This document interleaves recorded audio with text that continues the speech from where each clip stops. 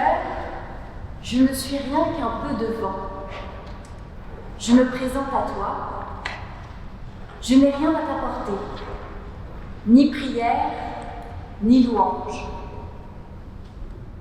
Je viens m'offrir à toi simplement, comme un vase vide, quelque peu ébréché. Mais je viens quand même te l'offrir.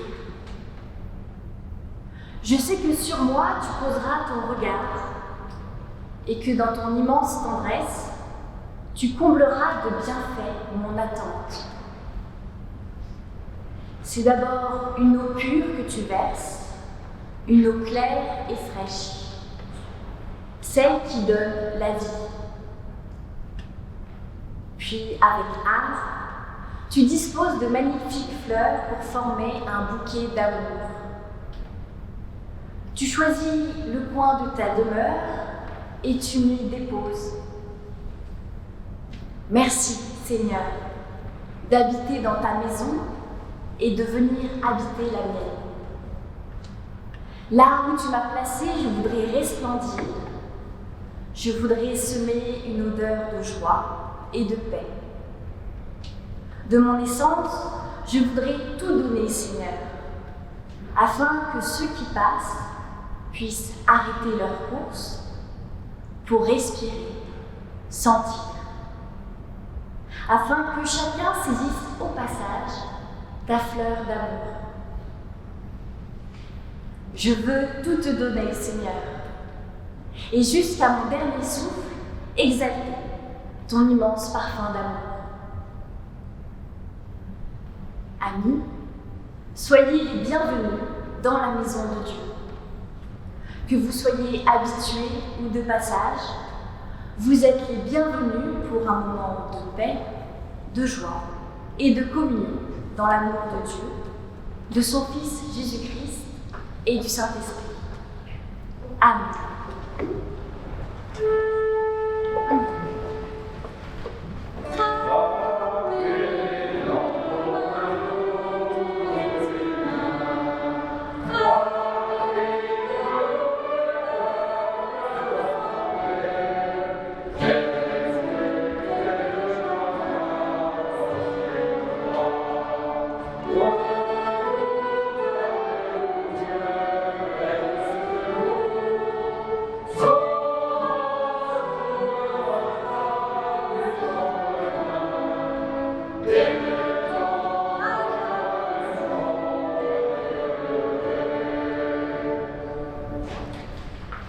Louons le Seigneur. Heureux les pauvres en esprit. Oui, ils sont bénis, ceux qui n'attendent plus rien d'eux-mêmes et qui laissent Dieu les transfigurer. Le royaume des cieux est à eux. Heureux les doux. Oui, ils sont bénis, ceux dont la douceur en tout est une force tranquille, patiente et persévérante. Ils auront la terre en partage. Heureux ceux qui pleurent.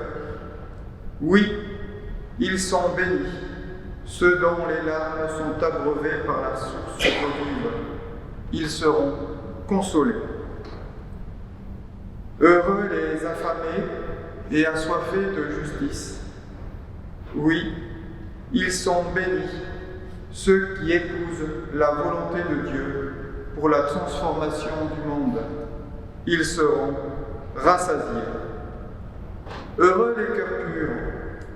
Oui, ils sont bénis, ceux qui parlent à Dieu comme l'ami parle à l'ami et l'adorent nuit et jour. Ils verront Dieu. Heureux les miséricordieux. Oui, ils sont bénis, ceux qui, saisis de compassion pour la création entière, s'appliquent à la bienveillance. Ils obtiendront miséricorde. Heureux les artisans de paix. Oui, ils sont bénis, ceux qui vivent une sereine clarté dans leurs relations, en y faisant descendre l'ange de l'unité. Ils seront appelés filles et fils de Dieu. Heureux les persécutés pour la justice. Oui, ils sont bénis, les humbles de Dieu, témoins non violents de l'amour qui se livre aux puissants. Le royaume des cieux est à eux. Oui, bienheureux ceux qui ont pour visage le Christ des béatitudes, car Dieu vient en eux y faire sa demeure. Amen.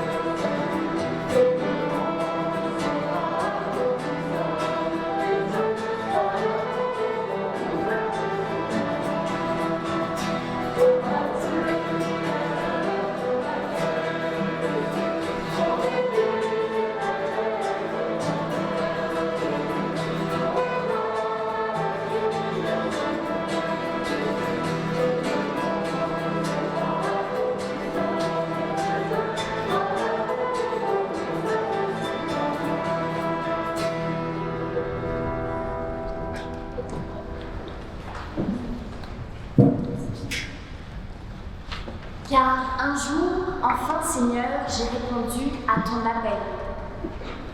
Je t'ai dit, viens dans mon cœur. Ton attente fut longue face aux ténèbres de ma vie. Tu te faisais lumière et je fermais les yeux avec insolence.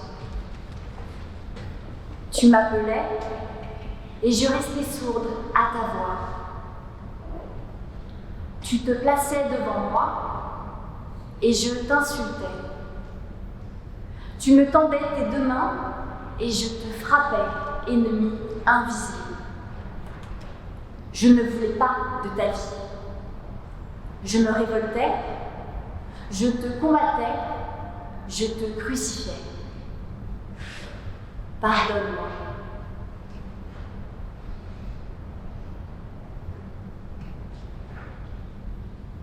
Et puis, un jour, écœuré, abattu, terrassé, je m'assis, le cœur amer, pour subir cet enfer qu'on appelle la vie.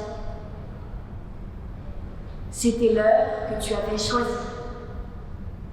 Tu m'envoyas tes serviteurs bien-aimés, que tu avais choisis avec soin pour recueillir, dans un acte plein d'humilité, mon premier cri à la vie.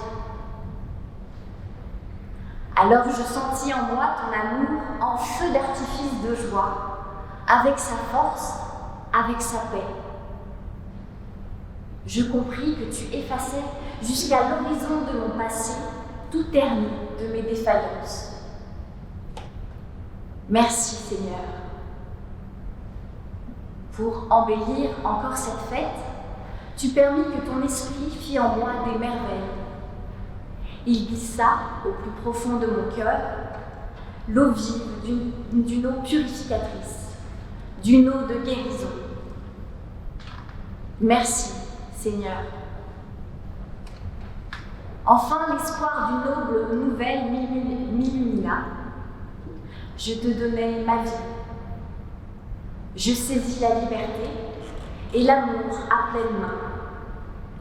Et j'osais enfin prononcer le nom de mon Seigneur Jésus-Christ, mon Sauveur, mon Maître, et mon roi. Amen.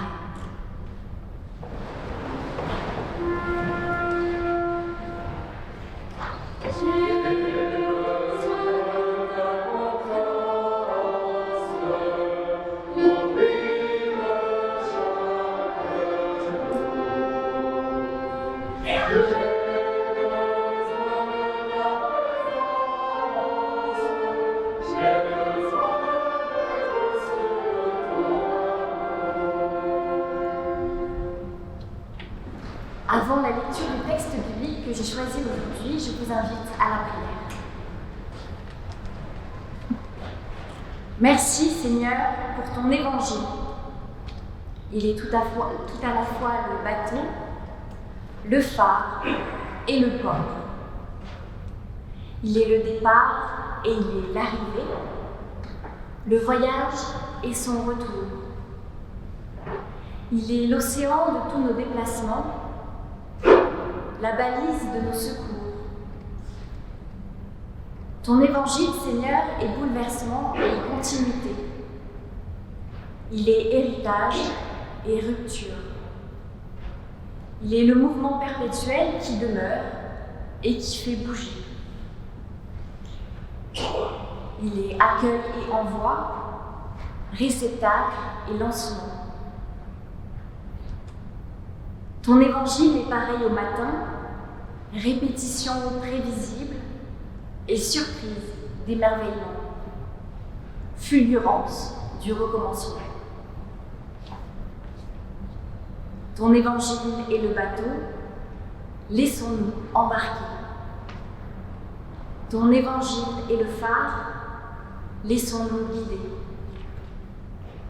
Ton évangile est le port, revenons à lui, ancrage d'éternité. Amen.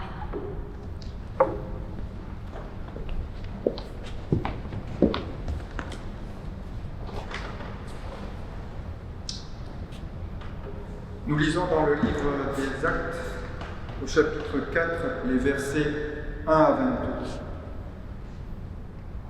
Tandis qu'il parlait au peuple, les prêtres, le commandant du temple et les Sadducéens survinrent. Excédés de les voir instruire le peuple et annoncer en la personne de Jésus la résurrection d'entre les morts, ils mirent la main sur eux et les placèrent sous bonne garde jusqu'au lendemain, car c'était déjà le soir.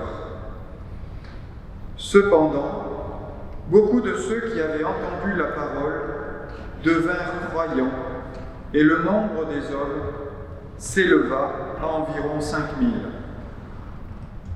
Le lendemain, leur chef, ainsi que les anciens et les scribes, se rassemblèrent à Jérusalem, avec le grand prêtre Anne, Caïphe, Jean, Alexandre et tous ceux qui étaient là, tous ceux qui étaient de la lignée des grands prêtres. Ils les firent comparaître au milieu d'eux et leur demandèrent : par quelle puissance ou par quel nom avez-vous fait cela ? Alors, Pierre, rempli d'Esprit Saint, leur dit : chef du peuple et ancien, puisque nous sommes interrogés aujourd'hui sur un bienfait accordé à un homme infirme et sur la manière dont il a été sauvé, sachez-le bien, vous tous, ainsi que tout le peuple d'Israël, c'est par le nom de Jésus-Christ le Nazaréen que vous avez crucifié et que Dieu a réveillé d'entre les morts, et c'est par lui que cet homme se présente en bonne santé devant vous. C'est lui, la pierre que vous, les constructeurs, vous avez méprisée et qui est devenue la principale, celle de l'angle.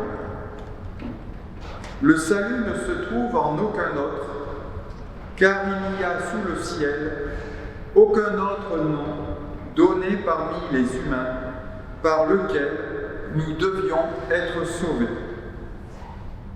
En voyant l'assurance de Pierre et de Jean, ils étaient étonnés car ils se rendaient compte que c'étaient des gens du peuple sans instruction. Ils reconnaissaient en eux ceux qui étaient avec Jésus. Mais comme ils voyaient auprès d'eux l'homme guéri, ils n'avaient rien à répliquer.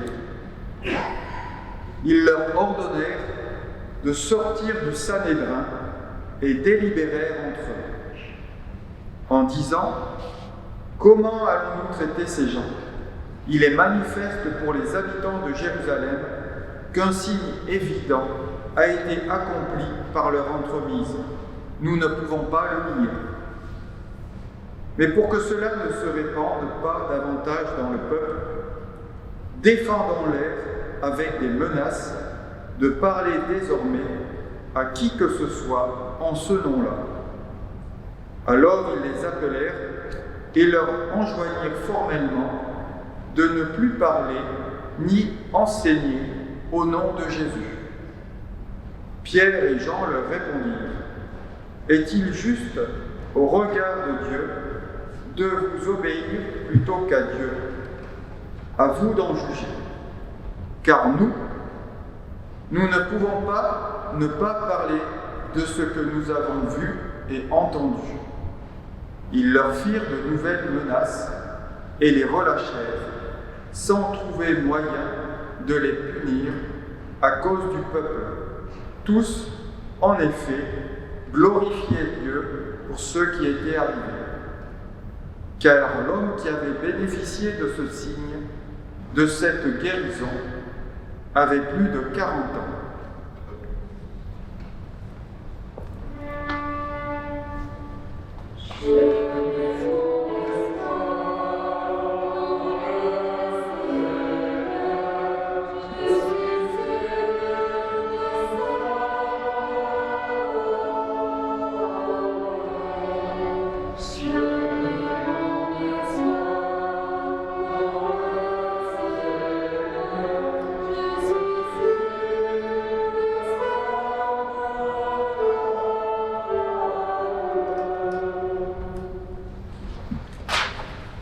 Il y a 2 semaines a eu lieu le camp jeunes, Bible et sport dans le Vercors à Haute-Loire, qui réunissait des adolescents de 11 à 17 ans.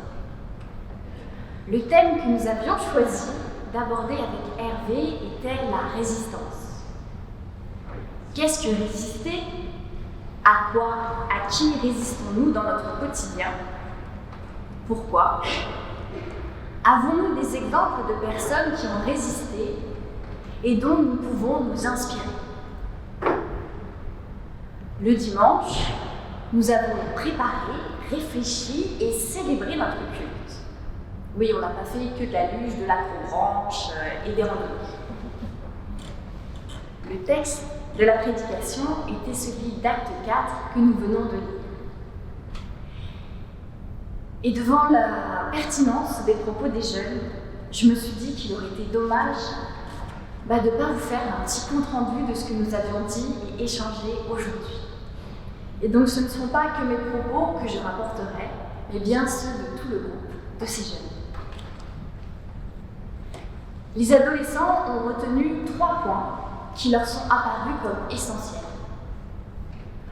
Le premier point, c'était le personnage de Pierre et de Jean. Dans le chapitre précédent, Pierre et Jean ont soigné un homme infirme par le nom de Jésus. Et ce miracle est devenu un témoignage qui a permis à de nombreuses personnes de croire. Miracle qui a aussitôt alerté les autorités religieuses. Après tous leurs efforts pour avoir arrêté et tué Jésus, voilà que le problème n'était pas résolu. Ses disciples, à leur tour, loin d'avoir peur, proclament la résurrection des morts et soignent, comme leur maître avant eux, des personnes marginalisées par la société. Cette proclamation met en danger, selon les prêtres, l'institution, car elle appelle à une réforme des cœurs et des pratiques.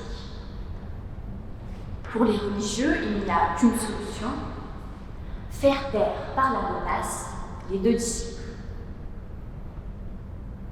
Pierre et Jean ont agi selon leur conviction pour réparer une injustice.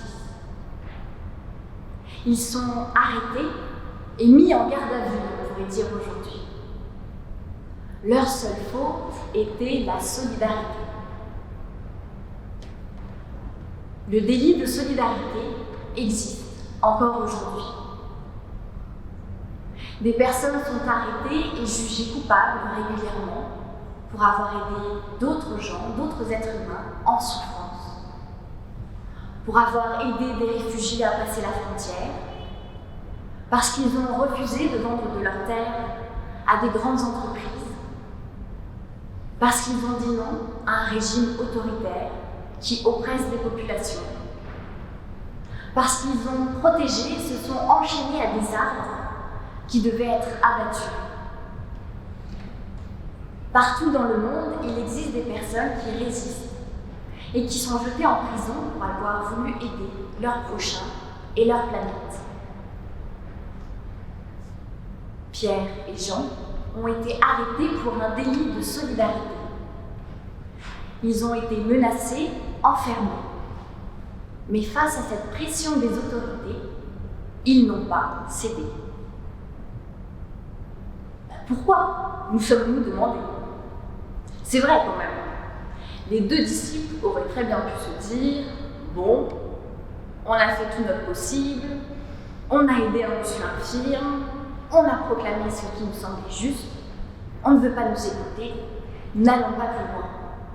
N'allons pas risquer notre vie en vain pour des gens qui ne veulent pas entendre. » Mais non, Pierre et Jean assument leurs actes et leurs paroles, car ils ont une conviction forte et sincère. Ce qu'ils ont fait est juste aux yeux de Dieu. Et si le monde n'est pas d'accord avec ça, alors c'est le monde qui a tort. Pierre et Jean ont la certitude d'avoir bien agi envers cet infirme, car ils ont respecté le commandement de l'amour. Ils ont vu la détresse de cet homme et l'ont aidé avec les moyens qui étaient les leurs, avec leur foi. Les jeunes se sont dit qu'à la place des disciples, ils auraient eu très peur. Que ces 2 disciples, ils avaient bien du courage de tenir tête comme ça aux autorités. Mais en fait, rien dans le texte ne nous dit que Pierre et Jean ne sont pas morts de trouille. Le courage, ce n'est pas de ne pas avoir peur, c'est de faire ce qui est juste malgré sa peur. C'est résister. Résister qui signifie se tenir en face des autres, en face d'une multitude d'autres bien souvent. C'est rester debout malgré la pression d'une majorité. C'est rester droit dans ses bottes, comme on dit, ne pas se courber et rentrer dans le rang. C'est garder ses convictions et sa personnalité au regard de la foi.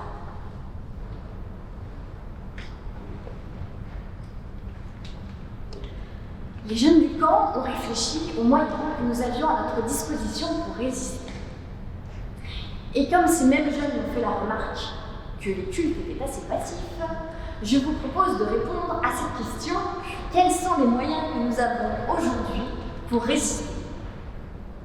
La parole est à vous.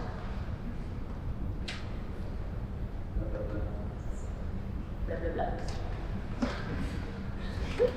Mais encore. Je crois que nous avons la Covid au niveau de la COP26. Quelqu'un qui dit blablabla. Oui, il y a une jeune fille qui s'appelle Greta, qui pendant la COP26 a dit blablabla. Blablabla, ça veut dire je ne suis pas d'accord. Et dire je ne suis pas d'accord, ça veut dire oser prendre la parole devant une assemblée de personnes. Et prendre la parole, c'est un moyen de résister. C'est ne pas se taire lorsque nous sommes victimes ou assistons à une injustice. C'est témoigner. C'est ne pas rester seul. Aller trouver des personnes qui vous écoutent et vous soutiennent et qui pourront relayer et dénoncer l'injustice. Alors nous avons la parole et nous avons aussi autre chose. Quelque chose que fait beaucoup le diaconat protestant. Je ne sais pas si vous avez déjà entendu parler du diaconat protestant. Qu'est-ce qui fait le diaconat?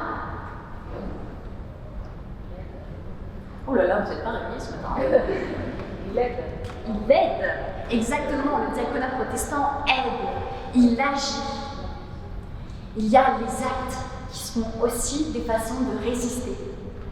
D'agir pour les plus démunis, avec la distribution alimentaire par exemple.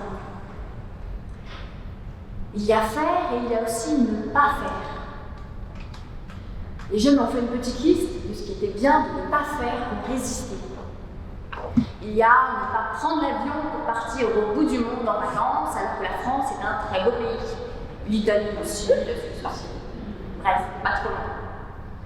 Il y a ne pas jeter de la nourriture. Il y a ne pas consommer des produits commercialisés par des entreprises qui exploitent les enfants ou même les adultes pour un salaire nul ou ridicule. Puis on a continué la liste comme ça, mais je ne vais pas tout vous faire. Nous nous sommes rendus compte que nous avions tous la possibilité de résister, à l'image de Pierre et de Jean, et que le curseur qui nous indique si notre résistance est juste, ce sont ces deux commandements. Tu aimeras le Seigneur, ton Dieu, de tout ton cœur, de toute ton âme et de toute ton intelligence. Et tu aimeras ton prochain comme toi-même. À partir du moment où nos convictions sont en accord avec ces deux commandements, alors je crois que nous faisons bien de prendre la parole et d'agir. Les jeunes se sont dit qu'ils aimeraient bien, plus souvent, être des Pierre et des Jean, avoir du courage, même si derrière le courage, il y a de la peur. Mais ils se sont aussi rendus compte que souvent, ils étaient un peu comme le Sanhédrin, les méchants de l'histoire. Les méchants de l'histoire. Mais pourquoi les grands prêtres, les Sanhédrins, sont les méchants de l'histoire? Pourquoi est-ce qu'ils menacent, est-ce qu'ils enferment, est-ce qu'ils jugent Pierre et Jean? Bon, je ne sais pas si ça va marcher, mais est-ce que vous avez une idée, vous? Pourquoi ils font ça? C'est terrible. Ils avaient peur que l'institution soit renversée complètement. Exactement, Marc. Ils avaient peur. Et cette peur, on l'a classée en deux catégories. Il y a la peur du changement. Les disciples de Jésus appellent à une réforme du judaïsme, à une relecture des textes, à une espérance nouvelle en la personne de Jésus-Christ. Ils appellent au changement. Les pratiques doivent être évoluées pour être plus inclusives, plus compréhensibles, moins élitistes. Bref, Pierre et Jean disent aux religieux « Votre truc c'est bien sympa, mais c'est plus trop d'actualité, ce serait bien d'évoluer. » Et ça fait peur, le changement. Les grands prêtres ont peur de perdre leur petite routine bien rodée. Ils ont peur de perdre leur identité avec l'arrivée de ces non-juifs qui commencent à coloniser le judaïsme. Et cela les rend agressifs. Et cette peur de l'autre, du changement, ça m'a fait penser à la réaction qu'ont souvent les tout petits enfants. Quand l'aîné se rend compte d'un jour à l'autre, ou même s'il y avait des signes avant-coureurs, ou une maman qui avait un petit peu grossi, que ils ne sont plus les enfants uniques de la famille, et qu'un petit bébé, un petit frère ou une petite sœur est arrivé dans la famille. Et bien souvent, le grand frère, la grande sœur, a peur. Elle se dit, cet autre, ce petit frère, il va me voler l'amour de mes parents. Il va prendre ma place, il va prendre mes jouets. Et des fois, il se passe des choses assez incroyables, assez radicales. L'aîné décide de se débarrasser du petit frère. Alors, on a souvent entendu des histoires comme bon, bébé, il est bien mignon, mais quand est-ce qu'on peut le rendre au magasin? Ou alors, ma grande cousine qui avait tenté de préparer un poulet avec sa petite sœur, enfin un poulet de petite sœur, et de la mettre au four pour s'en débarrasser. C'est un peu radical, mais en même temps, ces histoires d'enfants nous montrent à quel point la peur de l'autre, la peur de ne plus être aimé, est ancrée en nous. Et qu'il faut faire attention de ne pas se réfugier dans cette peur et d'aller au-delà. Et puis, il y a une seconde forme de peur qui est la peur de la perte du pouvoir. Les grands prêtres ont peur de perdre leur autorité, leur légitimité, leur prestige, leur petit confort et leur gouvernance bien verticale. Ils ont oublié que le pouvoir, c'est un cadeau qu'offre le peuple, une assemblée à certaines personnes afin d'agir pour l'intérêt de tous. Le pouvoir ne sert pas à protéger une élite. En oubliant de prendre soin des plus faibles, des hommes et des femmes, j'ai envie de dire, des infirmes et des bien portants, les religieux ont perdu leur légitimité à gouverner. En menaçant Pierre et Jean, ils abusent encore une fois de leur pouvoir afin de se préserver. Les grands prêtres, eux aussi, entrent en résistance. Sauf que eux, ils résistent au changement et ils résistent à Dieu. Nous aussi, il nous arrive de résister au changement.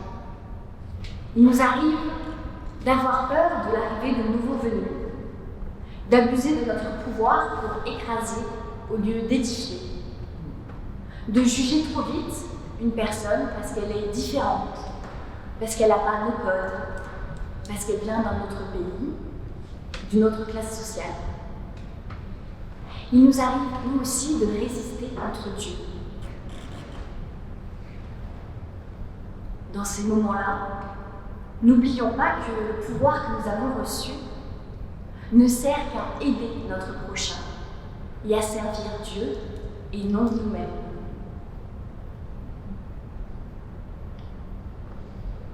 J'en arrive au troisième et dernier point. Les jeunes ont été très attentifs à cette histoire de pierre angulaire. Ce sont des jeunes très malins parce qu'ils ont tout de suite compris que c'était une métaphore. Et du coup, ils ont un peu décrypté qu'est-ce que signifiait cette métaphore. Ils se sont dit que les bâtisseurs, c'était un peu comme les membres de l'Église. Que le bâtiment en construction, c'était l'Église. Et que la pierre rejetée, c'était Jésus. Ou toute personne qui n'entre pas dans les cases préétablies de l'Église ou de la société. Nous avons imaginé que cette pierre était différente et que c'est cette différence qui avait été la raison de son rejet par la communauté. Les jeunes se sont rendus compte que les bâtisseurs, ils n'étaient pas très malins. Il y en a beaucoup qui m'ont dit qu'ils sont bêtes quand même, ces bâtisseurs. Parce que quand on bâtit quelque chose, on a besoin de pierres. Et des fois, on n'a pas 36 000 pierres sous la main. Et là, qu'est-ce qu'ils font les bâtisseurs? Ils font les difficiles. Ils disent non, cette pierre-là, elle n'est pas assez droite, elle est un peu cabossée, elle n'est pas de la bonne couleur, on va la mettre de côté. Ces bâtisseurs font la fine bouche. Peut-être même qu'ils essayent de tailler la pierre, de la rendre plus carrée, plus lisse, plus comme il faudrait. Mais la pierre résiste. La pierre rejetée a la force de rester elle-même, avec ses convictions et avec ses valeurs. Elle ne rentre pas dans le moule. Et les bâtisseurs ont peur pour l'équilibre de leur construction et préfèrent la sécurité à l'inconnu. Ils rejettent la pierre. Sauf que Dieu, Lui, il aime la diversité. Il aime les pierres toutes cabossées. La diversité, c'est la richesse d'une société, d'une communauté. C'est la différence qui devrait être mise à l'honneur dans l'Église. La diversité permet d'avancer, de nous remettre en question, d'échanger, de dialoguer et de vivre. Les ados m'ont dit, nous, on n'est pas des robots. On ne veut pas être tous pareils. Ça sert à quoi d'être pareil? C'est comme si on se parlait tout seul. C'est comme si on se regardait dans un miroir toute notre vie. On tourne en rond, on n'avance pas. On grandit pas, on mûrit pas, on vieillit pas. C'est nul. Nous avons besoin de diversité.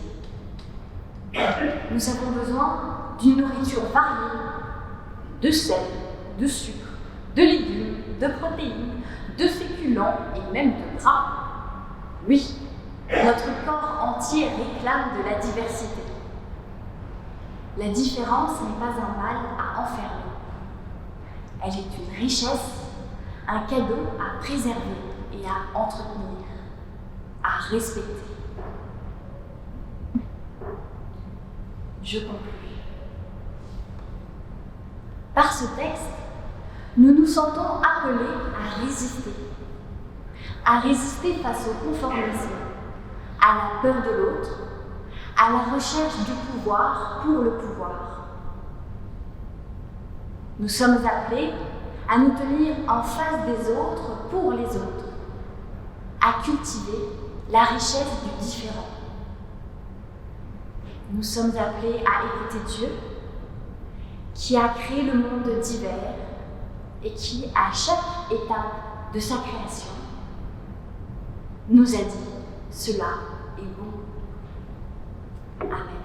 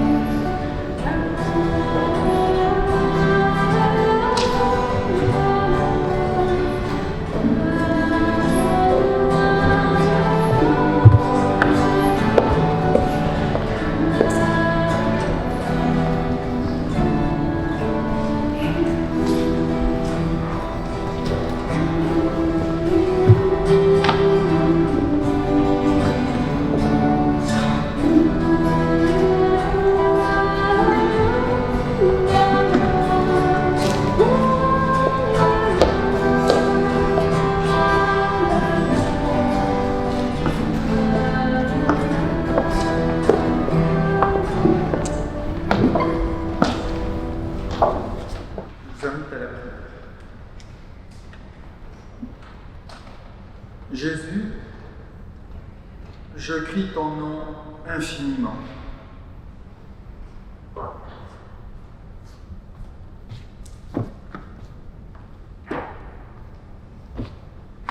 N'est-ce pas le nom qui guérit, relève, soutient et sauve?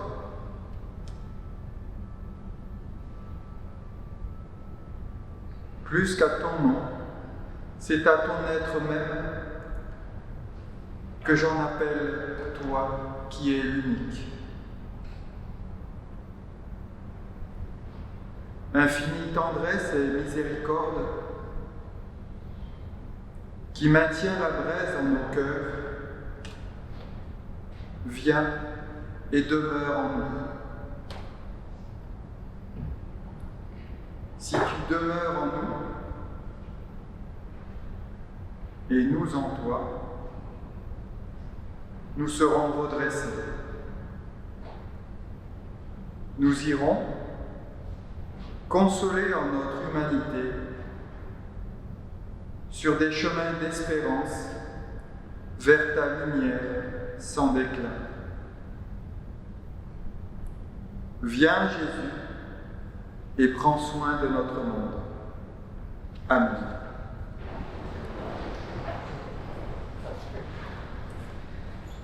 Aujourd'hui, nous sommes appelés à résister. À résister face au conformisme, à la peur de l'autre, à la recherche du pouvoir pour le pouvoir. Aujourd'hui, nous sommes appelés à nous tenir en face des autres, pour les autres, à cultiver la diversité.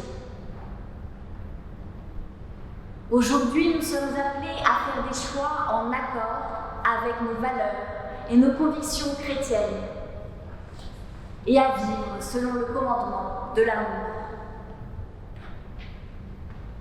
Nous sommes appelés à écouter Dieu qui nous a créés divers et uniques, et qui, dans un souffle de vent, nous dit « Cela est juste et bon que tu sois tel que tu es ». Dieu notre Père nous bénit et nous encourage. Il nous supplie de respecter son commandement d'amour pour le bonheur de la création et le sien. Jésus le Christ nous bénit et nous encourage. Il nous invite à suivre son chemin de résistance afin que nous restions tels que Dieu nous a créés, sans chercher à entrer dans des cases préfabriquées. L'Esprit Saint nous bénit et nous encourage. Elle nous accompagne chaque jour et nous montre la voie de la justice. Allez, soyez dans la paix avec vous-même et avec les autres. Amen. Et nous chantons.